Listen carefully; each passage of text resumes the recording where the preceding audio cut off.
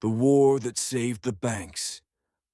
How World War I rewired global finance. Before the trenches, before the tanks, before the world learned how modern war could bleed nations dry, there was peace. Europe, in the year 1913, was the center of the world. Its banks stretched from London to Berlin, Paris to Vienna, its gold-filled vaults that glittered beneath marble halls. Its factories roared with steel, coal, and ambition. It was the Belle Époque, the beautiful age. But beneath that beauty, the system was trembling. For decades, the great empires had grown on a diet of credit. Britain borrowed to build ships. France borrowed to rebuild after war. Germany borrowed to catch up. Banks had become the beating heart of empire, but also its weakness. By 1913, industrial growth had slowed. Profit margins thinned. The world was flooded with debt and speculation. Railways, colonies, industries, all financed by loans that could no longer be repaid easily. The global economy needed a reset, and in the quiet of counting rooms and cigar lounges, powerful men began to whisper the unthinkable. War, they thought, could clean the slate. June 28, 1914. Sarajevo, a single gunshot shatters an empire and ignites the fuse of the 20th century. Within weeks, Europe's stock markets collapse. Gold flees across borders. Governments suspend trading and summon bankers, because when bullets begin to fly, money becomes a weapon. Every empire needed cash fast, to buy guns, to feed soldiers, to build the unending machinery of death. So they turned to the one institution that never sleeps, the bank. In London, the Bank of England mobilized its reserves.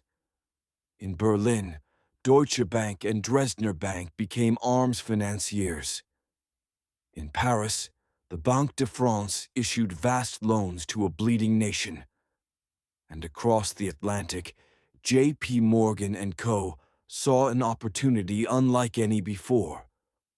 Morgan became Britain's unofficial treasury in America, arranging over $3 billion in loans. He financed the Allies, shipped weapons, and insured cargo. Every explosion on the Western Front echoed through the ledgers of Wall Street. The more destruction, the greater the demand for credit. The greater the debt, the greater the profits. War had turned blood into balance sheets. For centuries, gold was money's anchor, real, physical, finite. But war demanded infinity, so governments cut the chain. The gold standard collapsed. Paper replaced metal. Promises replaced proof. Banks printed notes backed not by gold, but by faith.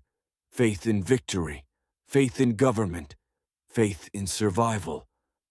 And as billions flowed from the printing presses, inflation began to eat through Europe's savings. But for the bankers, this was liberation. Money could finally move without limits. Modern war became the world's largest business enterprise. Factories once built trains, now they built tanks. Shipyards turned from commerce to carnage. Every bullet fired was a transaction. Behind every trench stood a contract. Behind every soldier, a loan. Banks didn't just fund war, they industrialized it. Credit became the engine of annihilation. In 1918, the guns fell silent. Europe was free, but bankrupt. France owed billions. Britain was deep in debt. Germany was crushed under reparations it could never pay. And who held the bills? The banks, particularly the banks of America. The United States had emerged from the war as the world's creditor. The center of finance had shifted from the fog of London to the skyline of New York. Wall Street was now the new empire. War had transformed capitalism itself. Governments had learned that the printing press could fund anything, if the people believed hard enough. And bankers had learned that crisis was not their enemy, it was their opportunity. In peace, profits stagnate. In war, the world rebuilds and borrows again. The pattern was set. Boom, bust, borrow, rebuild. And each time the system grew bigger, more dependent on debt and on those who controlled it.